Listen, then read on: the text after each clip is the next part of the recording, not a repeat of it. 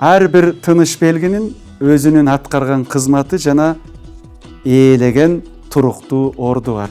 Ошондуктан эч убакта тыныш белгилерди бири-бири менен чаташтырбашыбыз керек. Ар бирин 5 колдой жакшы билишибиз керек. Тыныш белгилерине арналган видео сабагыбызды андан ары улантабыз. Сызыкча.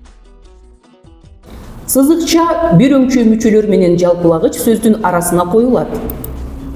Мисалы, Директор, бухгалтер, катчы, баары келиптир.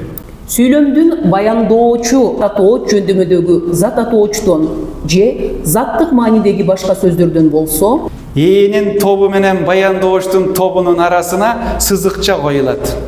Мисалы, билимдин булагы, китеп, адам болуу аста-аста, жаман болуу бир паста. тике сөздү төл сөздөн ажыратуу үчүн арасына сызыкча коюлат, Келечек, деди ректор. ар бириңердин колуңарда.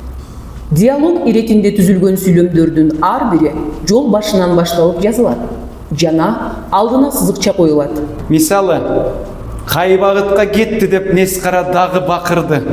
Ит билеби, жыбыт-жыбытка кирип жок болушту. Географиялык аттар берилген эки сөздүн ортосун бөлдүрүү үчүн сызыкча коюлат. Мисалы, Бишкек-Ош жолунун 220 километринде кар көчкү жүрдү. Бүгүн мага адаттагыдай эле үн коштогонго кесиптешим Назгүл Мырзахматова жардам берди. Эгерде видео сабак сизге жакса, бармак басып, пикир калтырып, башкалар менен бөлүшкөндү унутпаңыз.